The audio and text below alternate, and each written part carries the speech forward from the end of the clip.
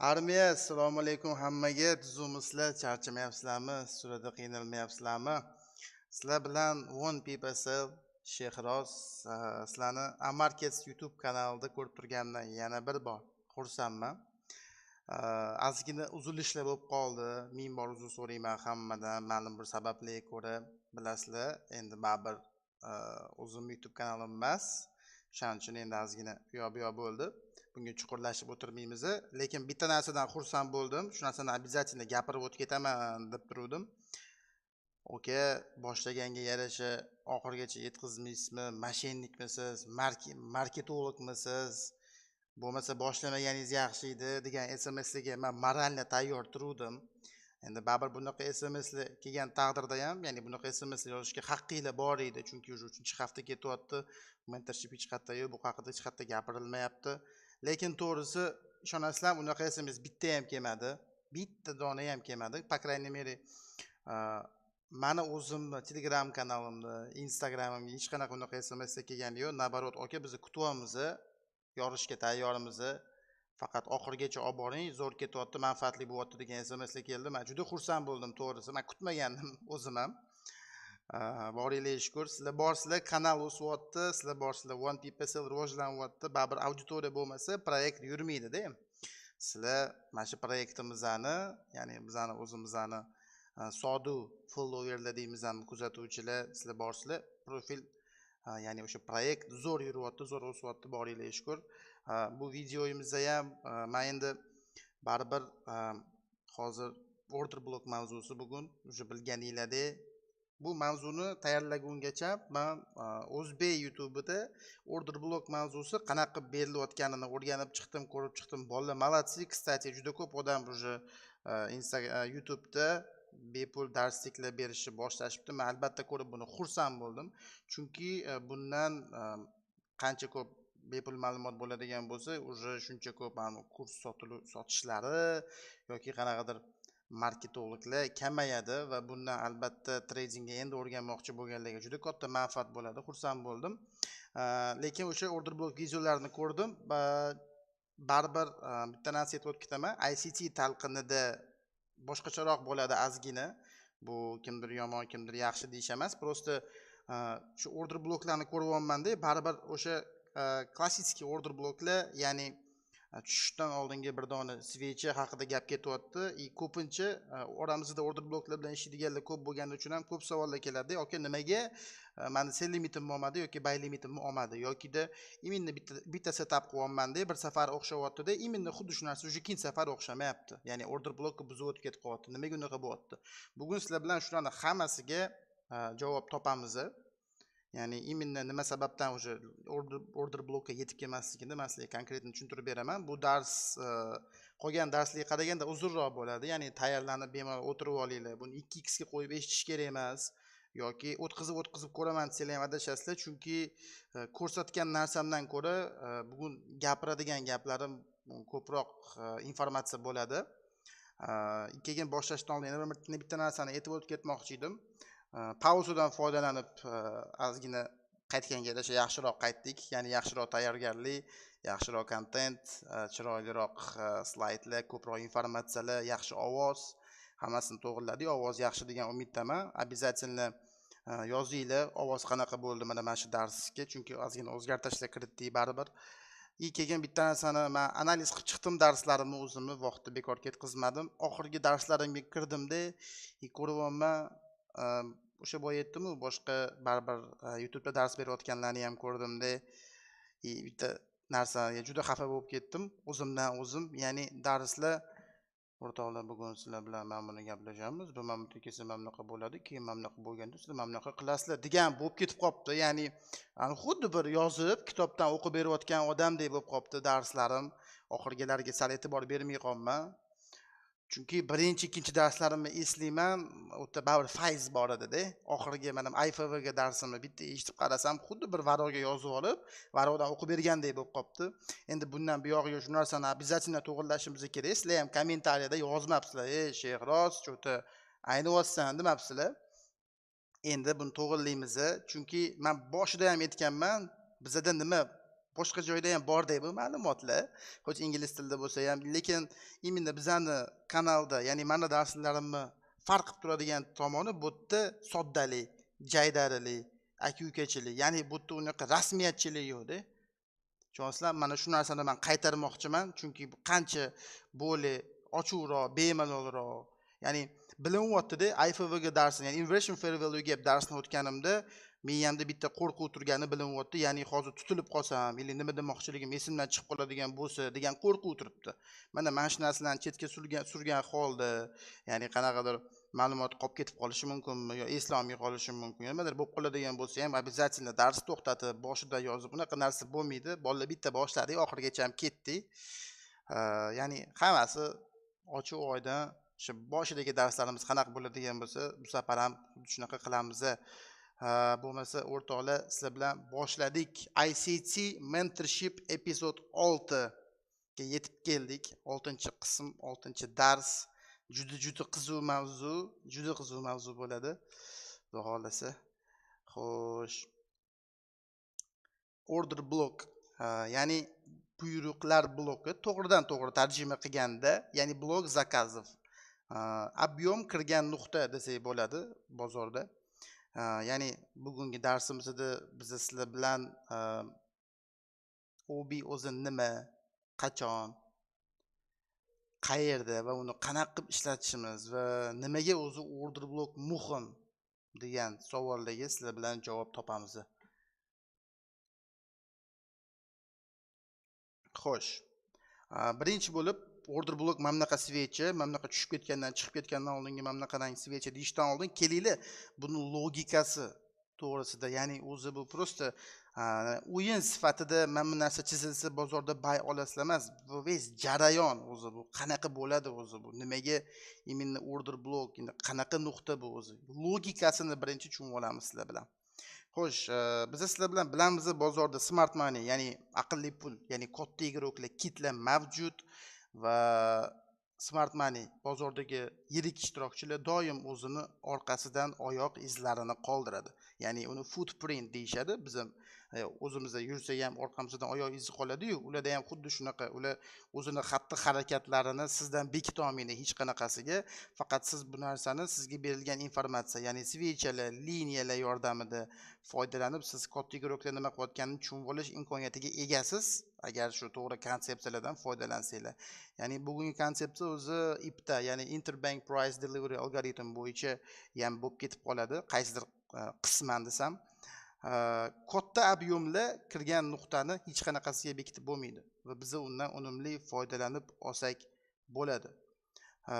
Yirik ishtirokchilar orderlarini, ya'ni buyruqlar, pozitsiyalarini bozorga bo'lib joylashtiradi. Ular ma'lum bir vaqt davomida minusda tursa ham bu ularni qo'rqitmaydi, chunki juda katta kapital bilan ishlashadi. Bu nima degani? Masalan, bozorda doim qanaqadir pozitsiya o'zi rynokka chiqishi uchun kelinglar o'sha on lot deylik. Siz on lot buy pozitsiyasiga kirishingiz uchun bozorda teskari tomonida kimdir on lot sell pozitsiya bilan o'tirgan bo'lishi shart. Ya'ni sizning buyrug'ingizni teskari buyruq bilan kimdir to'ldirib berishi kerak. Ya'ni sodda tilda tushuntirganda, hayotdan misol tushuntirib o'tib ketaman. Bozorga bordinglar, 10 kilogramm kartoshka olmoqchisizlar. Lekin sotuvchi aytayapti, "Oka, 10 kilo emas, 7 kilogramm kartoshkam qoldi", deyapti.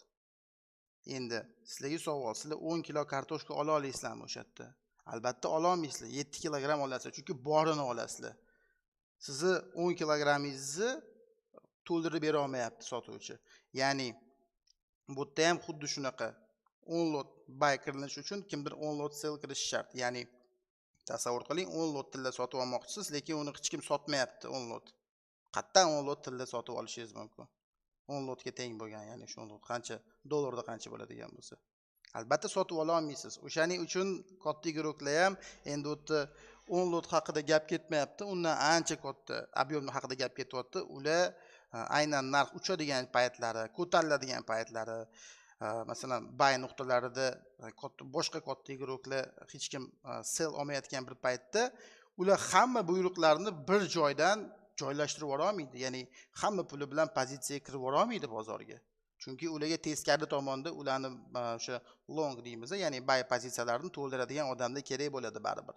O'shaning uchun mana bu nuqtada katta igroklar o'zini pozitsiyalarini, ya'ni kelinglar 100 lot misolida olamiz. Endi albatta o'ta 100 lotdan ko'proq lot bo'ladi, lekin 100 lotni misolida olamiz. Ular 100 lotni shu nuqtada joylashtirib ola olmaydi hech qanaqasiga. Chunki bunaqa nuqtalarda teskari tomonga ularga 100 lot sell pozitsiyasi topilmaydi. Yana bir marta aytaman, 100 lot misol tariqasida olma. Undan 10 barobar, 100 barobar katta ob'yom kiradi o'zi bozorga. Endi ular shu pozitsiyalarni joylashtiradi, qanchadir qismini. Ya'ni kelinglar bir 40 lotini deylik. 40 lotini joylashtirib olsa, bir qancha joylashtira olsa shuncha joylashtirib oladi va albatta bozorga bunaqa katta ob'yom kirgandan keyin, ya'ni любой bir instrumentni уже long pozitsiya ochilyapti. Talab va taklif bo'yicha bozorimiz qimirlaydi, buni bilamiz. Albatta sotib olingandan keyin demak bu instrumentga talab yuqoriligini anglatadi. Talab yuqori bo'lgandan keyin avtomatik narx, o'sha instrument narxi oshishni boshlaydi. Ya'ni o'sadi tepaga. Ana iminni o'sgandan keyin bularni bu yoqda 60 lot bayi qolib ketyapti, ya'ni pozitsiyasi. Ularni ham joylashtirish kerak qanaqa qilib va ular shunaqa paytda qanaqa qilib joylashtiradi buni? Albatta bozorning ikkinchi tomonida shortchilar bor. Ya'ni sell pozitsiyada o'tiradiganlar bo'ladi. Mana bu yerda qanaqadir nuqta bo'lishi mumkin, resistance nuqtasi bo'lishi mumkin, trend line bo'lishi mumkin. Nima strategiya bo'lmasdan qat'iy nazar shu nuqtada baribir shortchilar bozorda doim bor. Va shortchilar bozorga kiradigan tochkaga narx borgandan keyin albatta short pozitsiyalar ochilayotganda уже bu yerda talab kam, lekin taklif ko'p bozorda. Unaqa paytda narx tushishni boshlaydi. Demak, bu yerda 20 lot sell, 10 lot sell, 5 lot sell kirishni boshlagan paytda katta igrok shundan foydalanib, ya'ni unga sell order kerak-da katta igrokka. O'shandan foydalanib o'zini boyaga qolib ketgan 60 lotini bo'lib shu nuqtagacha ochib keladi. Tushundinglar? Ya'ni 40 lot botda 15 lot mana bu yerda buy oladi. Siz aytishingiz mumkin, voy mana bu yerda buy olsa u pastga tushib ketaversa, minusga kirib ketib qoladi-yu deyishingiz mumkin, lekin bu narsa hammasi plan qilingan bo'ladi. Baribir katta igrok buni hisobini oladi. Chunki ular juda nerealniy kapital bilan ishlagani sababli ular qanchadir vaqt minusda turib turishi ularni qo'rqitmaydi bu narsa. O'shaning uchun mana bu yerda masalan short orderlarni, sell orderlari joylashtirilayotgan paytda vaziyatdan foydalanib, bular teskarisiga buy orderlarini joylashtirib kelaveradi pastgacha.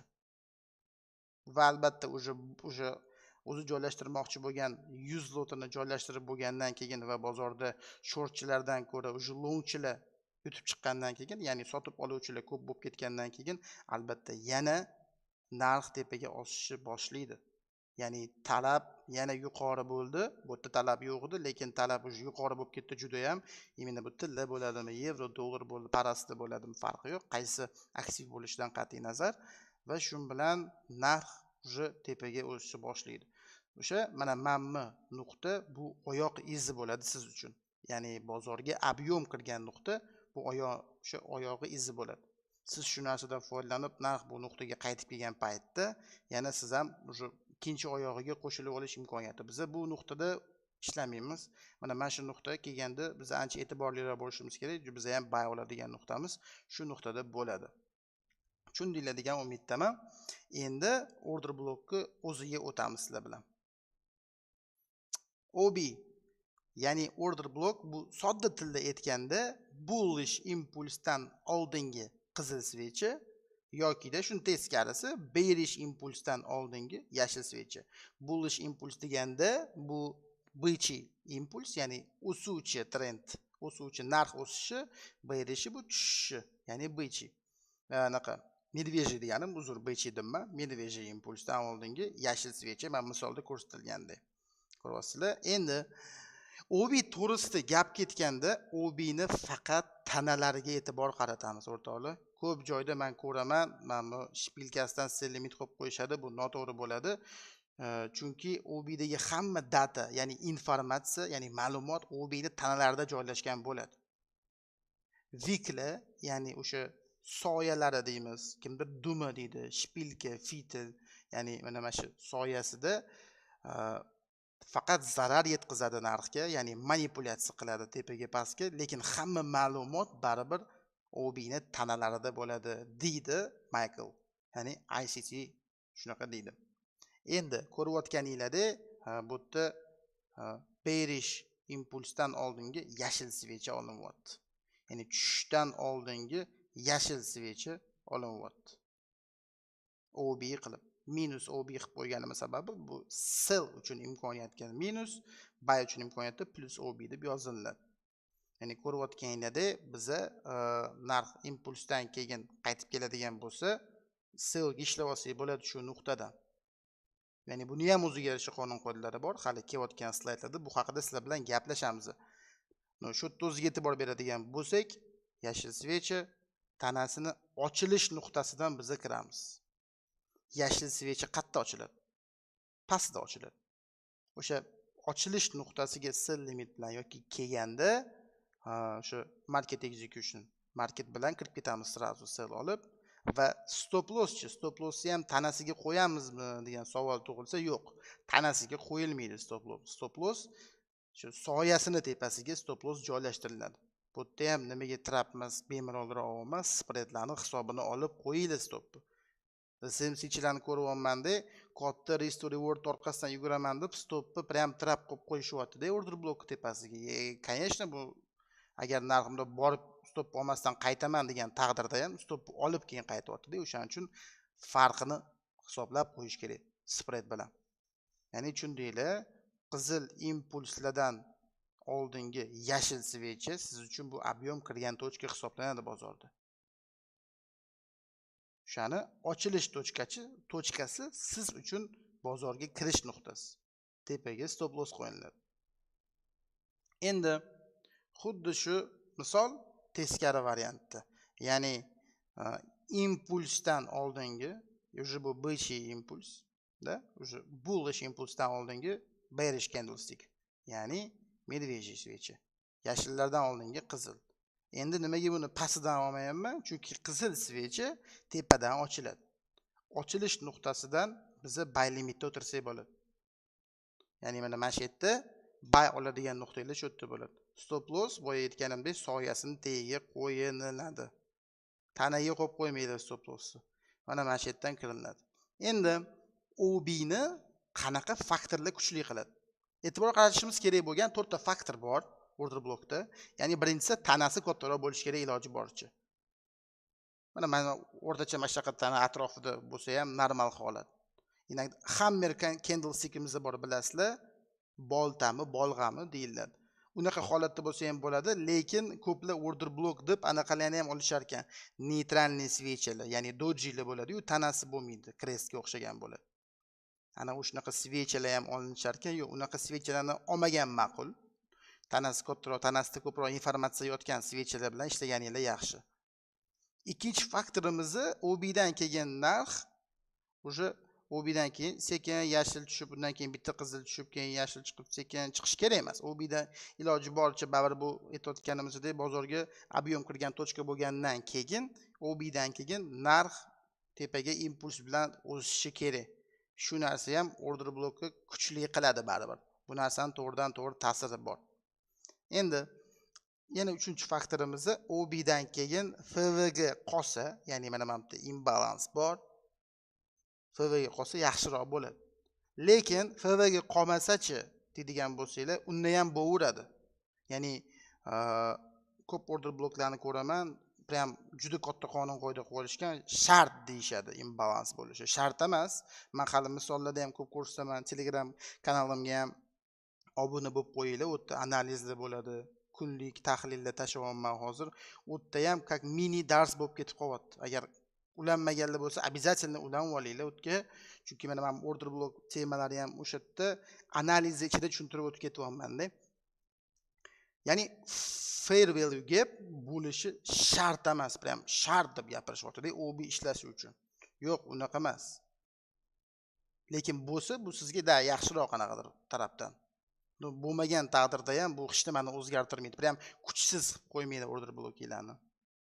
Lekin mana shu 4 ta faktor ichidan men uchun eng muhimisi bu 4-faktor. Ya'ni OB dan kirgandan keyin narxi tortadigan nuqta. Ya'ni sizlar bilan o'sha boshida o'tgan darslarimiz buy side liquidity, sell side liquidity, previous day high yoki previous day low. O'tgan kunning maksimum nuqtasi va o'tgan kunning minimum nuqtasi bo'lishi shart. Masalan, shu nuqtada siz buy qiryapsizmi, sizda konkretniy buy side nuqtasi bo'lishi kerak. Ya'ni siz rinokdan chiqib ketishingiz uchun Bu bir, ikkinchi o'sha chiqib ketadigan nuqtangiz bu magnit nuqtasi hisoblanadi. Ya'ni u narxni o'ziga tortadi. OBni o'zi narxi tepaga chiqarib olishga ham doim ham kuchi yetmaydi baribir. Chunki algoritm maqsadi o'sha buy side'ga borish. Order blokka retest qilish emas algoritm maqsadi.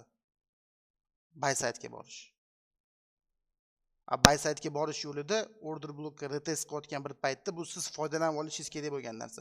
Ya'ni order blok hech qachon birinchi o'ringa olib chiqib taxtga o'tkazib qo'yish kerak emas order blokka. Bu unchalik muhim narsa emas. Buy side va sell side'ga qaraganda, solishtirganda, taroziga qo'yganda ular bilan tenglasha olmaydi. OB bu bor yo'g'i kirib olishimiz uchun nuqta. Yo'nalish baribir algoritm qat'iy ketyapti degan savol bizda birinchi o'rinda turishi kerak. Esingizda bor bu narsa. 3 haftada ish qilib esingizdan chiqib ketmadi degan umiddaman. Keyin o'zi 4 ta faktor, mana shu faktorlar. Keyingi slaydga o'tishdan oldin bittasini aytib ketmoqchiman. Agar bu darsni sizda hozir chiqib qolgan bo'lsa, siz ko'rayotgan bu birinchi darsingiz bo'ladigan bo'lsa, yoki faqat bularni bilaman, OB kerak menga deydigan bo'lsangiz adashasizlar. Qaytib birinchi darsdan boshlab ko'rib kelmaguningizcha bu dars sizlar uchun почти что ishlamaydi desam ham bo'ladi. Chunki buy side, sell side nuqtalari siz order bloklar umuman ahamiyatga ega emas. O'rtoqlar. Keyingi slayd. Ana endi yana bitta narsa bor. OBda shu narsani ham aytib ketaman. ICT endi order blok 50% haqida gap ketyapti. Ya'ni OBni tanasidan tashqari yana bir muhim bo'lgan nuqtasi mavjud. Ya'ni mean threshold, MT. MT deb qo'yishsa, nima ekan bu deb qolmasligini uchun aytyapman. Ya'ni Shehroz qiyinlashtirmasdan shuni order blokka 50% deb qo'ya qolsang bo'ladi-yu, baraka topkur deyishim mumkin. Lekin baribir ICTda qanaqa berilayotgan bo'lsa YouTube kanalida men sizlarga shunaqa berishga majburman. Chunki aytganimdek, men bunga o'zgartirish kiritayotganim yo'q yoki qanaqadir soddalik qilaman deb Amerika ochish niyatim yo'q. Chunki oranglarda baribir angliyskini zo'r biladigan bolalar bor. Ili tarjima qilib ko'radigan bolalar ham bor. Ertaga One People Sell, ya'ni bu darsdan keyin ICTning o'zini darsini ko'raman desanglar, mean threshold deydigan bo'lsa nima ekan? Mean threshold Shehroz aytmagandiyu, demasligingiz uchun baribir terminlar bilan bo'lishib ketyapman. Sizlar Michaelni yaxshi tushunishingiz uchun qilinyapti bu narsa. Bu yerda pafosli terminlar bilan sizlarning oldingizda qanaqadir men buni bilaman deyishda emas. Ertaga bu yerda ko'rib qolsanglar, OBMT dan ketyapti, yoki OB mean thresholddan ketyapti desa, nima ekan u deb o'tirmasligingiz uchun. Mean threshold ya'ni bu order blokka 50%. Mean thresholdni belgilayotganda Genbox yoki Fibo yordamida belgilasa, OBni soyalaridan tortilinadi. Tanasidan tanasiga tortmaymiz, soyadan soyaga tortamiz va bizda Genbox 05 50% ni beradi. Va katta ehtimol bilan narx 50% dan qaytib ketishi ham mumkin. Lekin biz kirish nuqtalarimiz buy limit va sell limit nuqtalarini OB ni 50% ga qo'ya olmaymiz. Bo'lmaydi. Nimaga? Chunki har doim ham OB ni 50 ga ham kelavermaydi. Lekin order blokka hurmat qilinadigan ikkita nuqtasi, uni ochilish nuqtasi va uni 50% deb aytiladi. Mabodo ochilish nuqtasidan narx o'tib ketib qolyaptimi, 50 dan qaytish ehtimoli hali bor. Ya'ni siz uje bu stop uradi degani emas.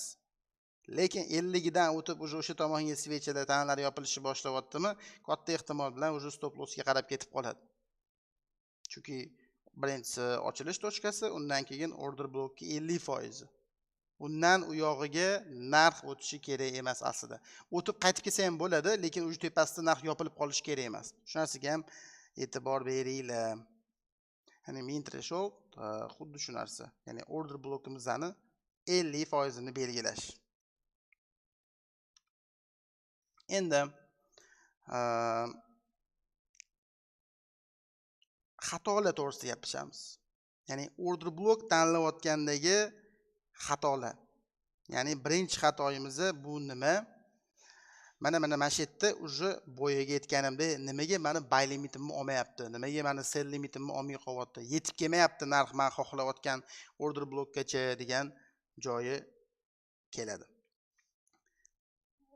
Tilla bir oy ham bo'lmadi. Mana shu price action hosil bo'lganiga faqat 2 xil time frame da o'tiribman. Bir xil tushish, mana o'sha tushish, mana o'sha minimumlar, mana o'sha minimumlar. Va mana o'sha sell side yoki pastroqda yana bitta nuqta bor edi. Bir xil time frame. Endi OB tanlayotganda eng ko'p qilinadigan xato bu bearish impulsdan oldin 3 ta svecha bo'lib turgan bo'lsa, uni eng tepadagisi bittasini olish. O'rtoqlar, order block bu mamutdagi impulsdan oldingi bir dona svecha emas. OB bu smart money sellarini joylashtirayotgan nuqta o'zi aslida. Ya'ni tushishdan oldingi bir dona svecha emas. Mana mamna qilib OB'ni olib qo'yamizda, shu bilan limitkangizga olmasdan ketadi. Limitkamni olmadi deymiz. Limitkangiz olmadi emas, siz limitkani noto'g'ri qo'ydingiz. Uni to'g'ri joylashtirish kerak. Bu 15 minutlik time frame turibdi. Agar 3 ta ketma-ket OB bo'lsa, ularni birlashtirib bitta bo'lgandan keyin, ya'ni time frame'ni katta qilish orqali ularni birlashtirib, ana undan keyin o'sha bitta svechani yoki ikkita bo'lib qolsa, undan keyin o'sha tepadagi svechani ochilish nuqtasini olish kerak. Ya'ni o'zi OB aslida tushishdan oldingi chiqish, butun chiqish. Tushishdan oldingi bir dona svecha emas. Endi siz aytishingiz mumkin, voy ko'pincha tushishdan oldingi bir dona svecha keladi, lekin deyishingiz mumkin, gap yo'q, keladi. Kelmaydi demayapman men ham, lekin mana bunaqa situatsiyalarda OB ga kelmadi deyishga haqqingiz yo'q. Chunki siz OB ni noto'g'ri belgilayapsiz. Shuning uchun tushishdan oldingi bitta yashil svechani ochilishini emas, masalan, o'zi ICT ko'pincha belgilayotganda birlashtirib ham o'tirmaydi, mamutdan yo mamutdan olib qo'ya qoladi, bundoq chizadi. Siz limit bilan kiraman desangiz, birlashtirib kiring. Yo mana shu nuqtadan men birinchi narx qaytishini poylayman, kichkina time frame'da asoslar kutaman, keyin bu nuqtada kiraman desangiz, siz polniy zona qilib, ya'ni oblast qilib to'rtburchak bilan chizib olsangiz ham bo'ladi. Lekin prosta shu men aytayotgan xatoni qilib qo'ymang. OB bu tushishdan oldingi bitta dona svecha emas. Selli chiqish bu, ya'ni bu yerda sellar joylashtirilganda, tushunasizlar? Mamutda sell ochmaganda, smart money. Mamutdan joylashtirib kelishni boshlayapti mana. Keyin narx oqib ketayotganini guvohi bo'lishimiz mumkin. Va yana qaytib kelib turib, yo'nalishda darishda davom etyapti. Trendline liquidity. IMD pattern, ya'ni accumulation, range, undan narx chiqqan tepaga, ya'ni konsolidatsiyani narx qatga buzib o'tsa, u yolg'on hisoblanadi. Va teskari tomonga 2 baravar tushib ketishi mumkin. 2-3 ta dars qoldi. Bu mavzuni ham o'tib beraman. Zo'r mavzu, AMD patternni bilganlar bo'lsa, kommentariyga yozib qo'yinglar. Bu mavzuni ham alohida o'tamiz. Ya'ni hamma narsa sizga gapirib turibdi bu yerda. Endi xuddi shu yerda qanaqa qilib olsak bo'lardi, mana bu yerda ko'rsanglar bo'ladi. Bu yerda uje 1 soatlik time frame o'tkazganman. Shehroz nimaga 2 soatlik time frame ga o'tkazib, men ikkalovini bitta qilib olmaning deyishingiz mumkin. 2 soatlik time frame ga o'tkazganimda 2 soatlik bitta tanasi juda ozg'in bo'lgan doji ga o'xshagan, ya'ni neytralniy svecha paydo bo'lib qoldi. To'g'ri, u yashil edi. Lekin neytralniy svecha paydo bo'lib qoldi. Boya aytganimda, men tanasi katta bo'lgan OB'lar bilan OB'larni tanlayman. ICT ham o'sha shunaqa deydi. Neytralniy svecha paydo bo'lib qoldi va bir dona uni tanasidan olib turib, mana shu yerga to'g'ri kelardi baribir. Va o'sha yerdan limitkada o'tirsa bo'lardi. Lekin men uni qilmadim, chunki boya aytganimda, ana 4 ta faktor dedim-ku. Menga mana почти hammer desa bo'ladi. Mana bu yerda ozgina shpilkasi bor degan xayolimda, har doim mana bunaqa svecha bo'lishi ham shart emas. Tanasi kattaroq, informatsiyaga boy bo'lsa bo'ldi. Endi stop loss, mana shu yerda savol tug'iladi. Stop loss placement, ya'ni stop lossni joylashuvi shu yerda qanaqa qilamiz? Mana bunaqa holat bo'lib qoladigan bo'lsa va OB dan keyingi svechani shpilkasi sal balandroq bo'lsa, mana buni bu swing high. Nimaga? Chunki razvod bo'layotgan paytda svechani o'rtadagi svecha o'zidan bitta oldingisidan ham maksimum baland. Bitta keyingisidan ham maksimum baland, ya'ni swing point.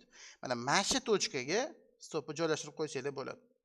Xo'p, buni shpilkasi ma'muladan ham baland bo'lib ketsa-chi deydigan bo'lsak, unaqa holatda OB ni o'zida stop lossni ushlasanglar bo'ladi. Bunaqa holatda mana mamutga qo'yib qo'yaverasizlar. Mamutga qo'ygan taqdirlarda ham stop urmayapti, gap yo'q, lekin bari bezopasniy bo'lishi uchun spread hisobini olib sal teparoq mamutga joylashtirib qo'yaverasizlar. Tushundinglar? Shuning uchun mana 1 soatlik time frame'da men bu nuqtani olganman. Men bu yerda baribir 1 soatlik time frame OB'sidan men to'g'risi kirmayman. Lekin bu degani sizlar ham kirmaylar degani emas. U kirsa bo'ladi, cho'tka atribotga qilib beradi. Men просто mana mashlarda kirsam bitta tushadi-yu, o'sha chiqib ketishni yaxshi ko'raman. Tez kirib tez chiqaman. Bu scalping emas, yana bir marta qaytaraman. Scalping degani ko'plar aytishyapti-da, okay, u scalpermisiz, yo'qmisiz deb. Yo'q, bu scalping emas, baribir bunga weeklydan tushib kelib, poylab turib, просто siz MSS dan kelgan bozor qayd berganda o'sha paytda kirib, ближайший lowlarda chiqib ketasiz-da. Ya'ni bozorga tezlik kirganda kirishni yaxshi ko'raman. Kirganimdan keyin yonga yursa, qimirlamasdan tursa xohlamayman. Baribir vaqtlarni ishlatgan holda boshqa konsepsiyalar bilan bu narsani ham aniqlasa bo'ladi. Shuning uchun ko'pincha rynokka tezlik kirgan paytda bosib yuboraman. Bu xatoni tushundinglar degan umiddaman. Bu xatoni qaytarmaylik hech qachon. Keyingi slaydimizda yana bitta o'sha ikkinchi xatoyimiz. Eng ko'p qilinadigan yana bir xatolarimizdan bittasi bu duch kelgan OB dan ishlash. Gap yo'q, FVG bor, impuls bor, lekin bu OB dan ishlasa bo'ladi degani emas. Siz eng muhim bo'lgan narsani esdan chiqarib qo'yasiz. Ya'ni grafikni shuna ochganda, grafik keldinglar, men baribir tekta bolalarga qanday analiz qilib bering deganlarimda ko'rganman-da. O'zim ham shunaqa bo'lganman. O'zim ham mana aytganman, intervyuda aytganimda ham o'sha smart money concepts, ya'ni o'sha supply demand bilan ishlayotgan paytlarimda o'zim ham xuddi shunaqa edim. Inducement plus OB ko'rsam bo'ldi deydi. Inakda ishlaydi, inakda ishlamasdi. Sababini aytishni o'rganib keyin bildim. Ya'ni shu grafik analiz qilishni boshlaganda srazu OB larni chizishdan boshlashni bas qilish kerak. Srazu OB qatta emas. Algo narxi, ya'ni algoritm narxi qatga olib chiqmoqchi. Ya o'sha qatga olib chiqmoqchiligini aniqlagandan so'ng, ya'ni yo'nalishni bilganingizdan so'ng, o'sha yo'nalishgacha men hop bildim bay ekan. Endichi, ana endi OB yoki FV ga qidirsak bo'ladi. Tushundinglar? Kirdinglar, mana bu OB bor ekan-u, mana bu ochib olsizlar, mana bu OB bor ekan, hozir keladi, mana bu inducement. Mana aytaylik, oranglarda nechta odam mana shu narsa bilan ishlayapti haligacha. Ya'ni OB dan oldin OB ga yaqin kelmagan bitta minimum. Aytaylik, menga mana bu FV ni chizib turib, OB ni chizib turib, inducementni chizib tagiga X qilib qo'yib, yana mana bu kelganda mana bu bay olaman degan ideya yo'qmi? Borda haligacha bu narsa. Bizib o'tib ketgan.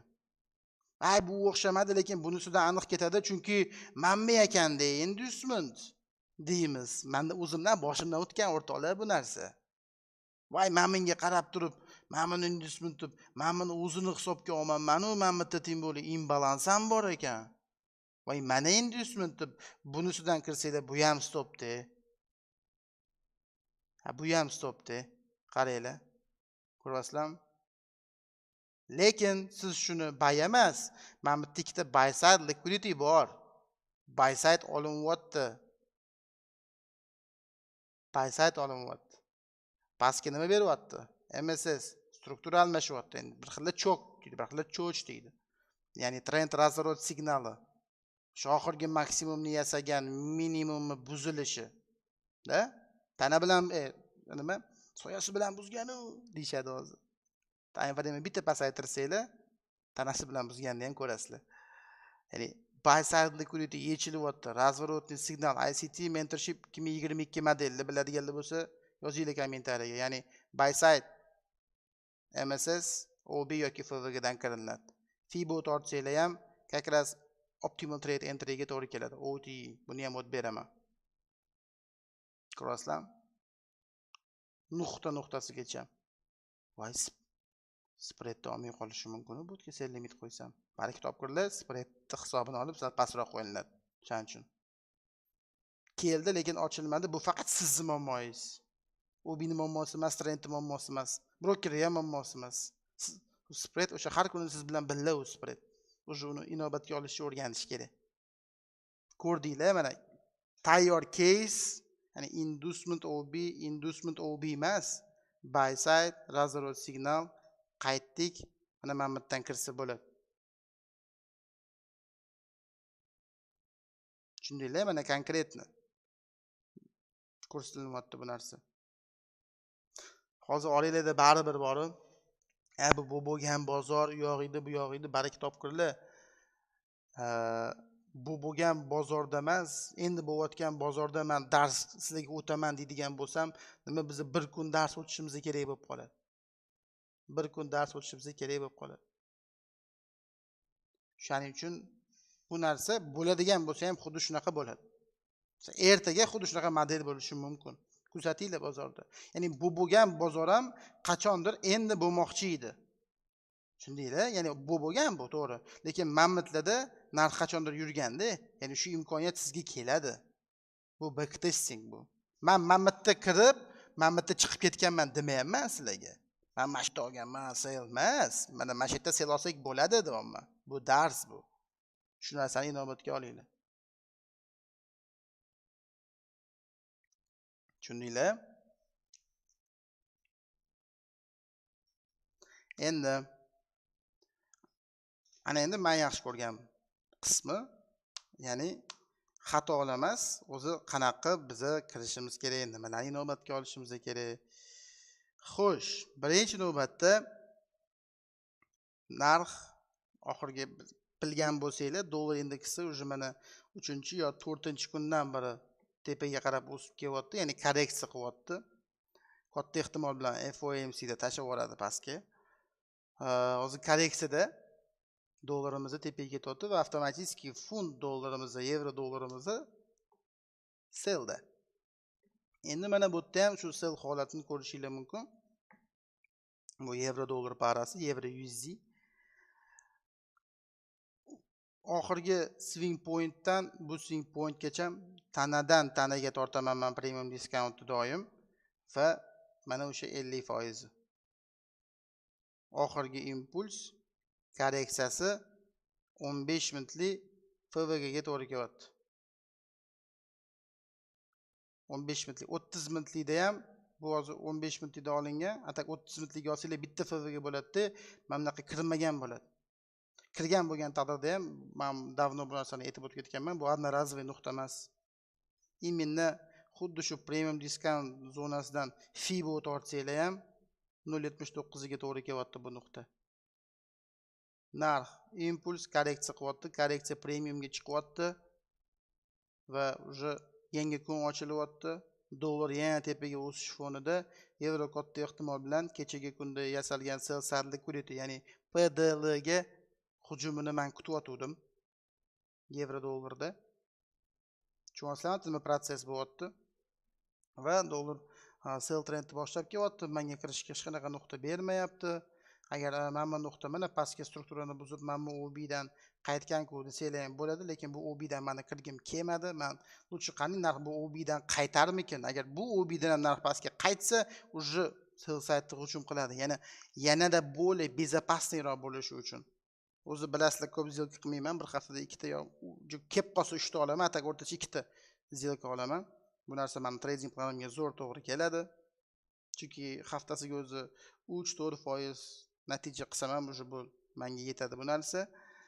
Va ko'rayotganinglarda narx chista toza chiroyli sell trendga kelyotdi. Men OB ni kuzatdim. Min threshold, opening price hammasini kuzatdim va narx qarasam bu OB dan tepaga chiqmayapti. O'sha paytda ham dollar indeksi pastga tushish niyati yo'q.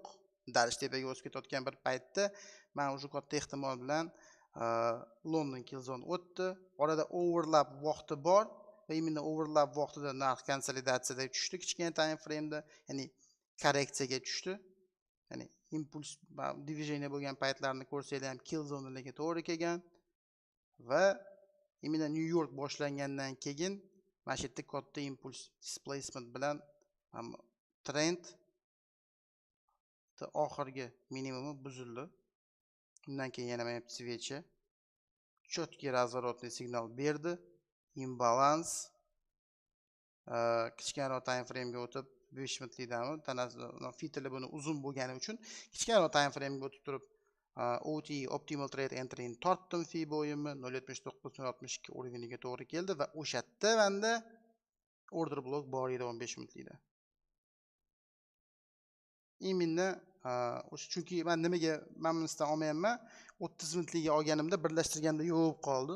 O'shanga 15 minutlikdan oldim. 5 minutlikda ham menda mana shu yerda order blokka to'g'ri kelgani uchun mashinasini tanlaganman. Ya'ni ikkita time frame bir xil nuqtani ko'rsatgani uchun menga.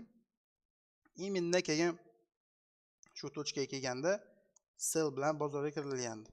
Instagramga ham qo'ygandim buni. Kirib ko'rsanglar bo'ladi. Sell bilan bozorga kirilgan order blokka tepasiga, ya'ni swing point mana mana shu yerga stop bilan olganman va уже ko'p kuttirmasdan bozor sell side liquidityga qarab yurib ketishni boshladi. Yo'l-yo'lakay mana o'sha yana imbalans to'ldirib dars oqib ketdi. Birinchi darsda ham aytganimdek, men o'zim srazu sell side'da polностью chiqib ketdim, ya'ni 50% yog'ini ushamadim. Nimaga? Chunki men bilasizlar har doim shunaqa sell side yoki buy side liquiditylarni mana xuddi mana shunaqa model bilan hujum qilinishiga ishlayman xolos. Bo'ldi. Menga shu narsa yetib ortadi. Ya'ni sizlar ham o'zingizlarga doim ishlayotganda trading plan qilinglar. Mana bunaqa holatda, mana bunaqa parada, mana bunaqa sessiyada kiraman, chiqaman degan narsa bo'lish kerak hammada. U siz nikak miyamda bor bu narsa, esimda bor bu narsa, yodda tutib turibman deydigan narsada ishlamaydi o'rtoqlar. Baribir varoga tushirish kerak bu narsani. Shu bilan shu take profit oldik, OB dan entry qildik. Mana minus OB, impulsdan oldingi yashil svechi, ochilish nuqtasi, stop loss tepada. Tushundinglar? Shunaqa gaplar. Do'stlar, darsimizni yana bitta oxirida tugatadigan joylarim muhim bo'lgan tochkalar. OB ni hech qachon anaqasidan limit qo'ymanglar, soyasidan limit qo'ymanglar, ochilish joyiga limit qo'yib kiramiz va 3-4 ta OB ketma-ket bo'layotgan bo'lsa, ularni birlashtiringlar.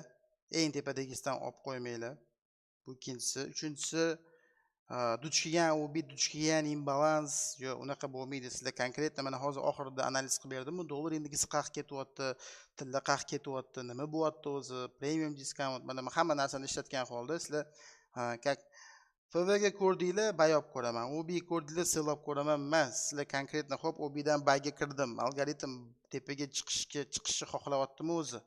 Kerakmi unga u narsa? O'sha narsalar, o'sha savollarga javob bo'lishi kerak. Agar u savollarga javob bo'lmaydigan bo'lsa, demak, u zilka katta ehtimol bilan o'xshab bermaydi. Shuning uchun unga kirish kerak emas. Endi darsini ko'rgandan keyin bu konsepsiyalarni обязательно 1 oy, 2 oy davomida praktika qilinglar o'rtoqlar. Srazu real shot yo srazu propdan akkaunt olib turib omad sinab ko'rish kerak emas. Men bu narsalarni o'rganib olaman degunimgacha endi o'zim men ustozim bo'lmaganligi uchun 1 yil vaqt sarfladim. Bu deganingizda ham minimum baribir 4-5 oy vaqt ketish kerak bu narsaga. Shuning uchun srazu men hozir OB ni ko'rdim, kirib bitta OB ni ishlatib ko'raman emas. Hammasini oxirigacha, boshdan oxirigacha o'rganib bo'lib, keyin buni bir 3 oy davomida demoda test qilinglar. Qanchalik o'xshayapti bu model sizlarda. Xudo xolasa o'rtoqlar, keyingi darsimizda breaker blok haqida gaplashamiz. Bugungi order blokka mendan shu. E'tiboringiz uchun kattakon rahmat. Yana bir marta ming bor uzr, dars ozgina cho'zilib qolganiga. Xudo xolasa bundan buyog'i tez qo'yib boramiz. FOMC da targ'ibot qilmoqchi bo'lganlar ehtiyot bo'linglar. Iloji bo'lsa zilk ushlamasanglar ham yaxshi bo'ladi. Men o'zim ham targ'ibot qilish niyatim yo'q. Haftani yaxshi yakunlab olinglar, o'zingizlarni ehtiyot qilinglar. O'rtoqlar, hammaga omad, e'tiboringiz uchun rahmat, sog' bo'linglar.